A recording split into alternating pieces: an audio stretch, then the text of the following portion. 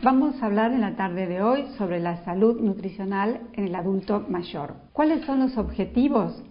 Conocer el manejo alimentario del adulto mayor ambulatorio, detectar su eventual malnutrición y adecuar el manejo nutricional de las personas con riesgo nutricional. Hagamos un breve repaso de qué es el envejecimiento. Se caracteriza por un progresivo deterioro de las funciones orgánicas, acumulación de enfermedades y limitaciones crónicas.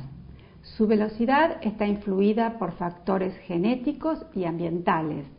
Difiere entre los individuos desde lo fisiológico, cronológico, psicológico y social. Podemos hacer una clasificación del adulto mayor entre ancianos jóvenes o menores, ancianos propiamente dichos y ancianos mayores.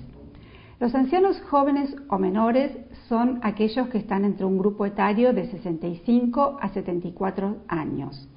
Son personas independientes, gozan de buena salud. En este caso, nuestro plan de educación va dirigido a prevenir futuras incapacidades.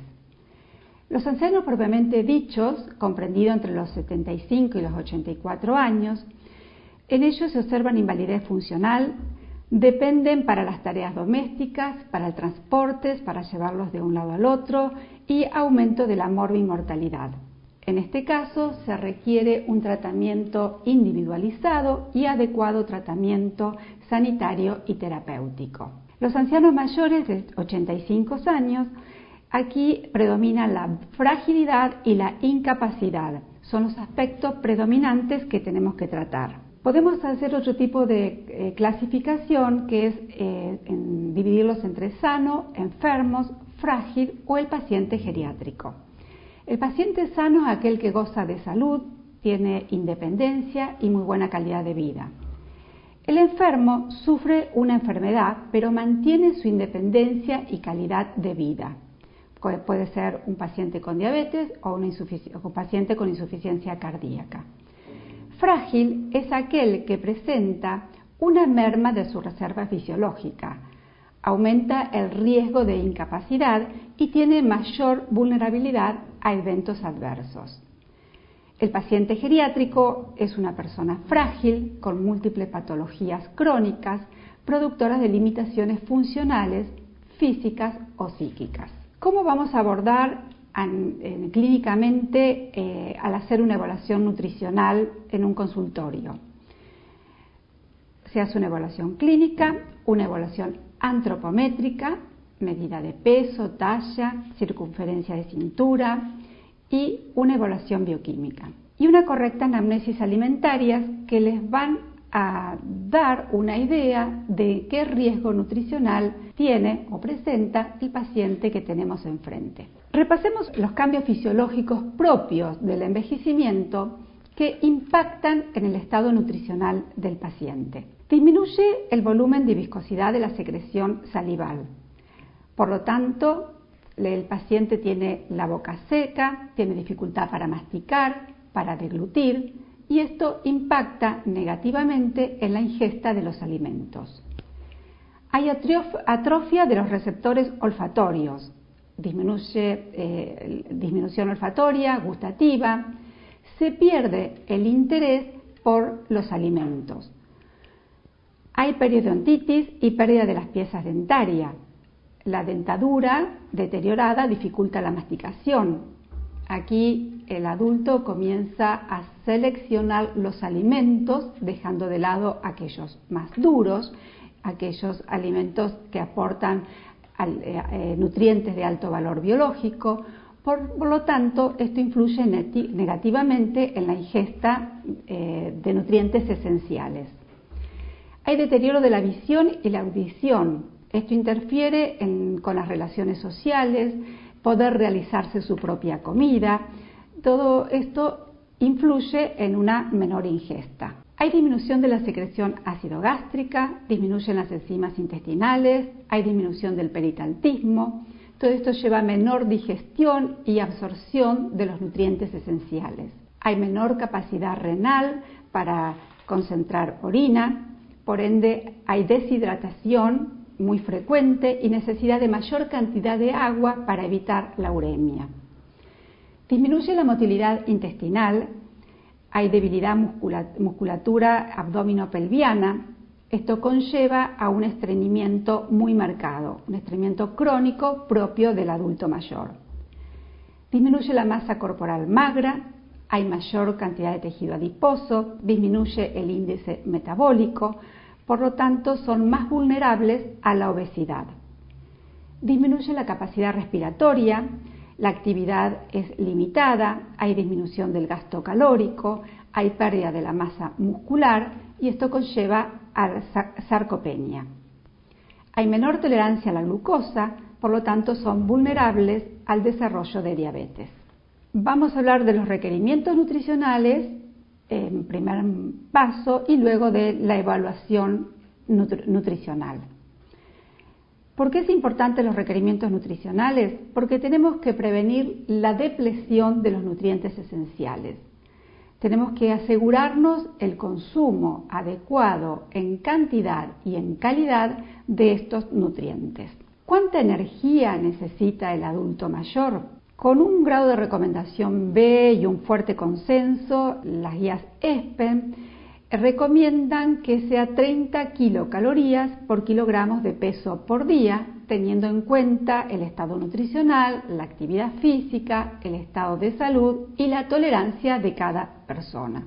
¿Cuál es el valor de la ingesta de proteínas?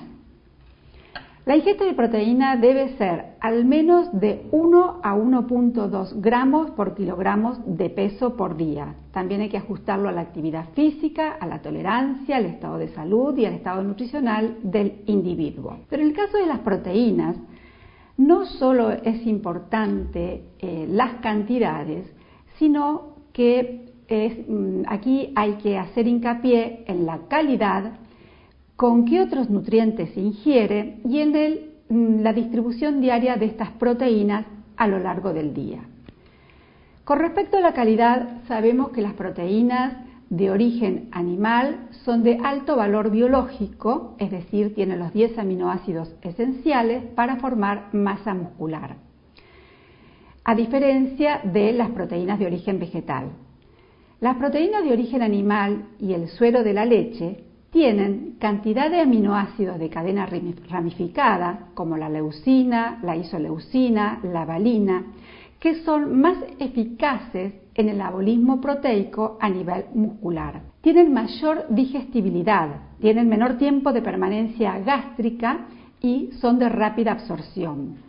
Por lo tanto, son mejor toleradas y evitan los trastornos gastrointestinales. Con respecto a con quién se acompañan estas proteínas, se necesita ingerir hidratos de carbono y grasas conjuntamente para que las proteínas actúen como sustrato para el anabolismo de la masa muscular y no se utilicen para obtener energía. Si uno obtiene la cantidad de hidratos de carbono y de grasas adecuadas, estos serán los sustratos para obtener la energía. Y las proteínas se utilizarán para el correcto anabolismo de la masa muscular. Ahora bien, ¿cuál es el momento de ingesta? Lo ideal es consumirlos después de hacer alguna actividad física, de caminar o una actividad física adecuada para el adulto mayor. Se aconseja entre 20 a 30 gramos de proteínas distribuidas en las 4 comidas diarias, es decir, desayuno, almuerzo, merienda y cena. Debe estar presente un alimento fuente de proteínas ideales. ¿A qué equivale 20 gramos de proteína? Equivalen a 3 huevos, a 100 gramos de carnes o a 4 vasos de leche. De modo que si uno está realizando una anamnesis al paciente en el consultorio, puede preguntarle cuántas veces come carnes en el día, cuántos vasos de leche toma, si consume preparaciones con huevo, y uno de esa forma puede tener una idea de la ingesta y de la cantidad y la calidad de proteínas que tiene el adulto mayor en el día. ¿Cómo realizamos esos cuidados nutricionales en el adulto? Es importante la nutrición y la hidratación. Debe hacerse un plan personalizado y fácil de comprender por parte del adulto. Una dieta debe ser agradable, fácil de poder llevarse a cabo, porque de lo contrario, si no es adecuada a los gustos y hábitos de la persona, no la podrá llevar a cabo y dejamos de cumplir nuestro objetivo, que la dieta sea adecuada a esa persona. Adecuada en la cantidad de nutrientes esenciales para mejorar o mantener el estado nutricional o mejorar el cuadro clínico en caso de que haya alguna patología y ofrecer una mejor calidad de vida. ¿Hay que agregar fibras a la dieta? ¿Sí o no? Dijimos que era característica la constipación en los adultos, de modo que se recomienda entre 20 a 35 gramos de fibras por día, entre fibras solubles y fibras insolubles. Lo que es importante cuando uno consume fibras a través de verduras, frutas, cereales integrales, es que también lo acompañe de agua, porque la fibra sin el agua lo que va a contribuir es a formar una materia fecal dura y a favorecer la formación de bolos fecales. Resumiendo, con respecto a los requerimientos nutricionales, el requerimiento energético 30 kilocalorías por kilogramos por día, proteínas 1 a 1.2 gramos por kilogramos por día, grasas o lípidos menos de 30% del valor calórico total.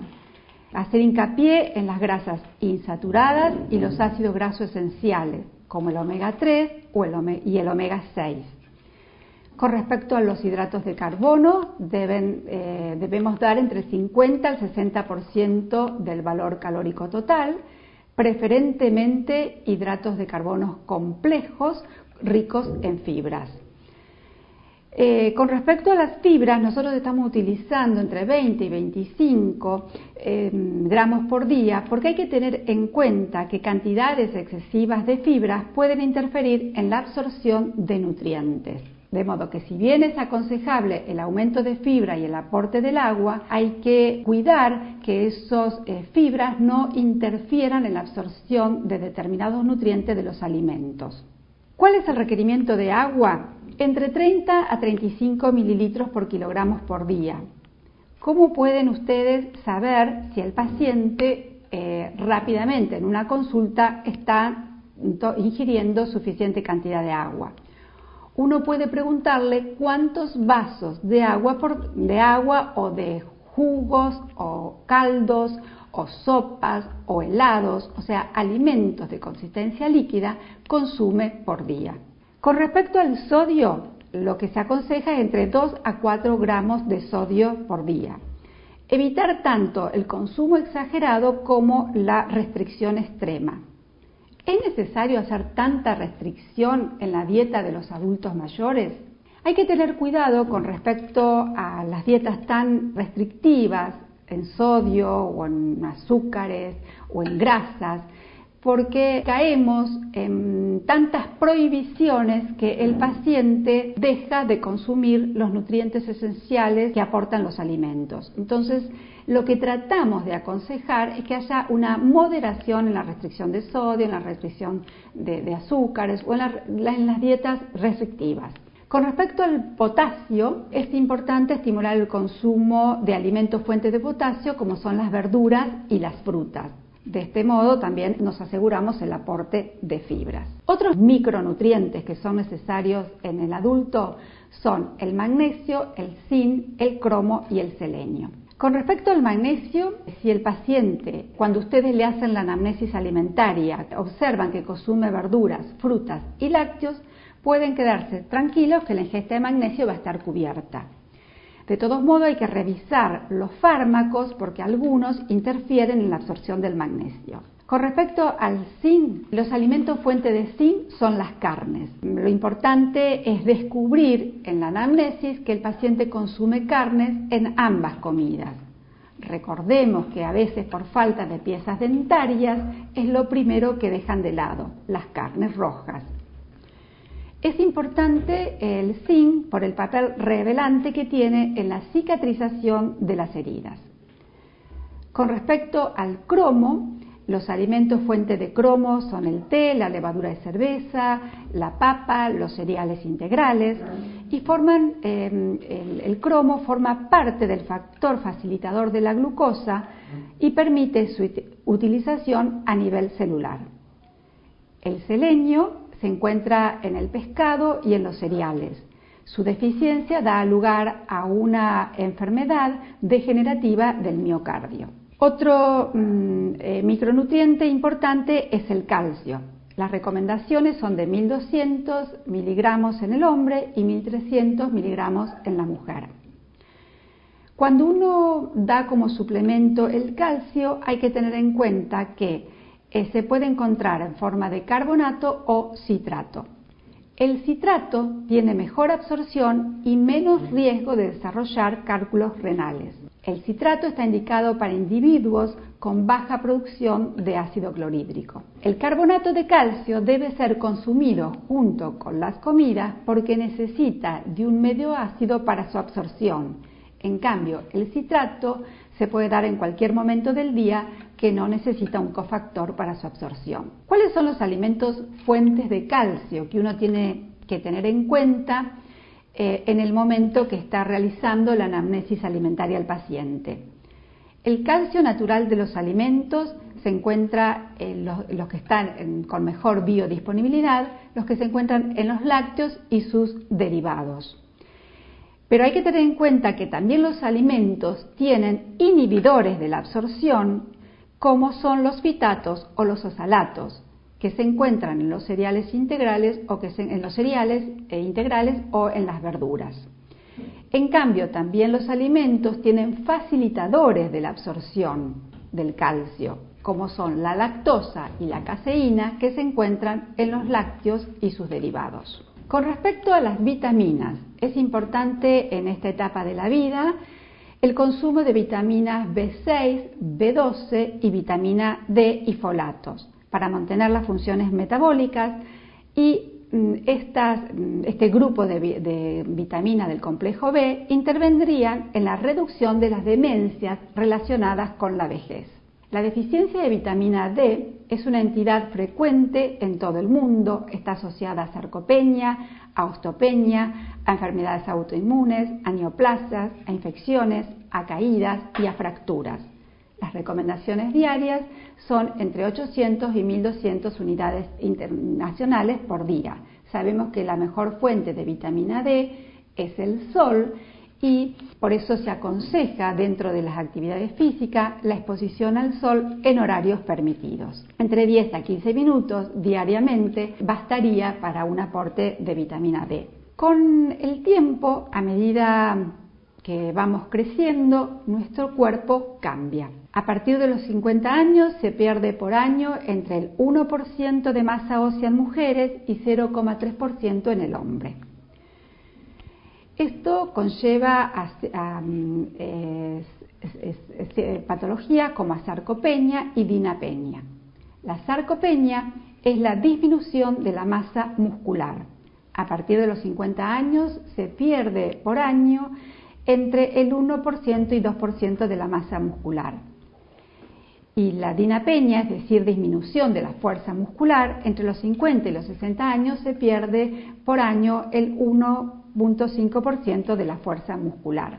Aún en el obeso tenemos que buscar estas patologías como la sarcopenia o la dinapenia. Bueno, ahora vamos a ver algunas estrategias para la valoración nutricional en el hombre sano o enfermo en un consultorio. Todo adulto mayor, independiente de su diagnóstico específico, incluso los adultos con sobrepeso y obesos, debe rutinariamente ser evaluado mediante alguna de las herramientas validadas para identificar aquellos con malnutrición o en riesgo de malnutrición. Para eso contamos con un cribado o screening, es decir, prevención y búsqueda de factores de riesgo. La detección de una malnutrición requiere de una evaluación sistemática y una intervención individual, monitoreada y con sus correspondientes ajustes, Y acá ya hablamos de una valoración nutricional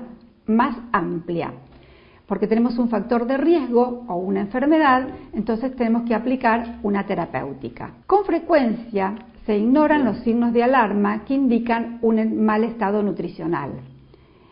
El Determine es una escala, no es un test diagnóstico que uno puede en un consultorio poder aplicar y valorar el riesgo nutricional que tiene el adulto que tenemos enfrente. Para esto los invito a que cuando estamos haciendo la evaluación nutricional de un adulto mayor en un consultorio, tengamos presente las letras de esta palabra Determine y vayan pensando.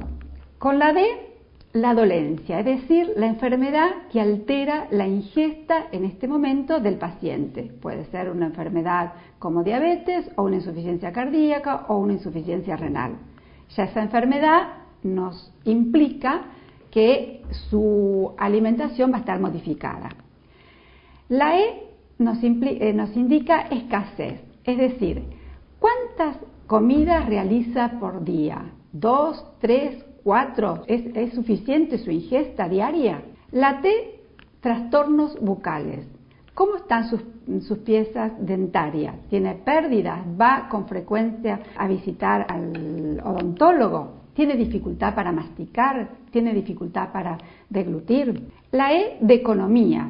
Las dificultades económicas hoy en día son muy importantes, pues generalmente los alimentos con los nutrientes esenciales, ricos en proteínas y en calcios, realmente son los alimentos más caros. La R, reducción del contacto social. Uno puede preguntarle, ¿come solo? ¿Con quién come? Realmente comer solo, hacerse la comida en forma diaria y solo lleva a una depresión. Eso también puede influir en disminuir su ingesta. La M, medicación. Sabemos que este grupo etario está muy polimedicado. La I, involuntario. ¿Ha ganado o perdió peso en forma involuntaria? La N, necesidad de asistencia personal. Solo no puede llevarse el alimento a la boca, no puede cortar el alimento, no puede cocinarse, necesita ayuda. Esa relación de dependencia hace que disminuya su ingesta alimentaria. Edad avanzada. Toda persona mayor de 80 años tiene mayor fragilidad. ¿Qué tips ustedes pueden utilizar en el consultorio para evaluar si consumen proteínas suficientes o calcio suficiente, fibras en cantidad adecuada o si la ingesta de líquidos es la adecuada? Ustedes pueden preguntar cuántos lácteos, cuántos huevos y carnes consume, pero no solo si consume, sino cuántas veces por día y cuántas veces por semana. No se queden con la respuesta sí consumo leche, sí consumo carne. Eso no es un parámetro, no me está indicando si todos los días y las cantidades. Con respecto a los vegetales y a las frutas, si consume 2 o más porciones por día. Y con respecto a los líquidos, siempre oriéntense con la cantidad de vasos, que sean de 6, mayor de 6 u 8 o 10. Y no solamente piensen en el consumo de agua, sino en consumo de gelatinas, helados, leches, caldos, que sirven como alimentos para hidratarse. Si tenemos a un paciente enfermo, ya hay que realizar una valoración nutricional más ampliada. Tenemos el Mini Nutritional Assessment. Es una herramienta sencilla, rápida, económica, que evalúa el estado nutricional. Es apta también para el cribado y la valoración nutricional. Es un poco más larga, lleva un poco más de tiempo que la escala del Determine. Acá tenemos varias preguntas, como si ha comido menos por falta de apetito, o por alguna enfermedad, o por depresión. Este cribado les va a dar un puntaje. Lo mismo que la siguiente pregunta, que es la pérdida de peso, cuánto peso perdió en los últimos 3 meses. la movilidad, si se mueve de la cama al baño o a la cocina o si sale a hacer compras, si ha tenido una enfermedad aguda en los últimos tiempos, si tiene problemas neuropsicológicos y el índice de masa corporal. Cada de estas preguntas va a tener un puntaje y de acuerdo a la suma total de puntos, ustedes van a obtener el estado nutricional normal o riesgo de desnutrición o malnutrición. Y de acuerdo al puntaje podrán tomar la medida terapéutica necesaria. Con respecto al índice de masa corporal, tengan en cuenta que para el adulto mayor hay una tabla que es diferente a la que utilizamos, la que nosotros comúnmente conocemos para el adulto, que el rango normal es entre 20 y 25.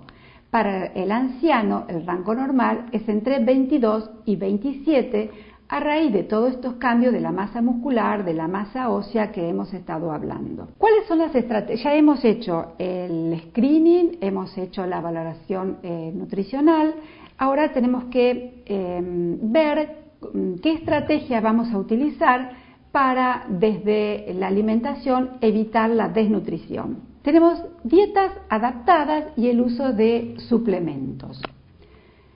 A todo paciente con desnutrición o riesgo de desnutrición, con alteración de la masticación y disfagia, se le ofrecerán alimentos modificados en su textura y enriquecidos como estrategia compensatoria para mantener una ingesta alimentaria adecuada. Los alimentos modificados en su textura deben ser preparaciones culinarias procesadas que sean homogéneas, sin grumos, y para eso se pueden utilizar elementos de unión como aceite, yogures, cremas, para que la preparación tenga una textura lisa que le permita al anciano tragarlo en caso de que haya disfagia. Cuando hacemos este tipo de preparaciones se suelen diluir los nutrientes. Por eso es que a veces tenemos que complementar estas preparaciones culinarias con el uso de suplementos. Los suplementos son productos que se incorporan cuando es insuficiente la ingesta de alimentos. Estos suplementos pueden ser líquidos o en polvo. Los líquidos el paciente los pueden consumir como una colación extra y los que vienen en polvo son muy útiles para agregar a estas preparaciones culinarias que les estuve explicando, de procesar las comidas y usar los alimentos como aceite para hacerlos homogéneos, pero al agregarle el suplemento en polvo, en sabores neutros, no van a modificar su sabor y sí van a modificar la composición química, aumentando el valor energético y proteico de esa preparación culinaria. Hay suplementos que son isocalóricos o hipercalóricos y hay suplementos que son normoproteicos o hiperproteicos. De acuerdo al caso va a ser la elección del suplemento. ¿Es conveniente ofrecer suplementos orales?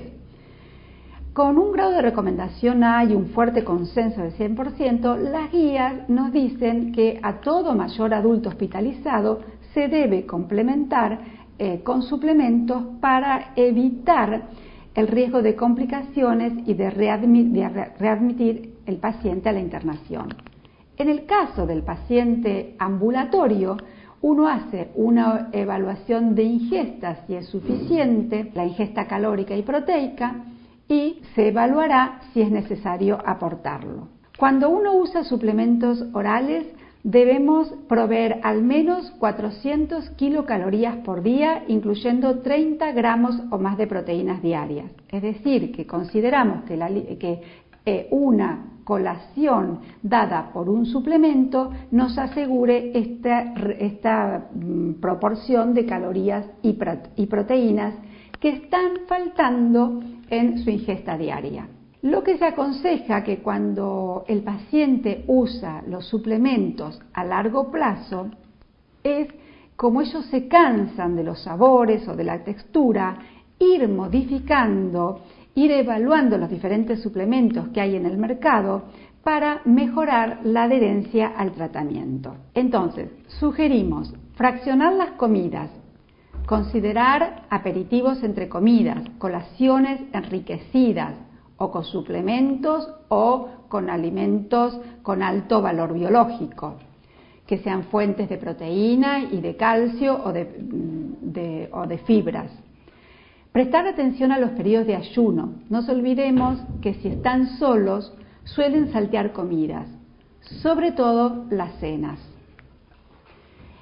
Dietas enriquecidas para aumentar el contenido energético y proteico sin aumentar el volumen, ya que si damos mucho volumen en las comidas, ellos tienen saciedad precoz y van a dejar sin terminar el plato. Recordemos las consistencias húmedas, homogéneas, cremosas y suaves para facilitar el poder tragar los alimentos. Podemos ver en el plato diario la distribución de los alimentos, cómo las verduras y frutas forman parte del 25% del plato y cómo se distribuyen el resto del plato con los grupos de carnes, los grupos de lípidos aportando los aceites, el grupo de panificación a través de los cereales, legumbres o las hortalizas del grupo C como papa y batata.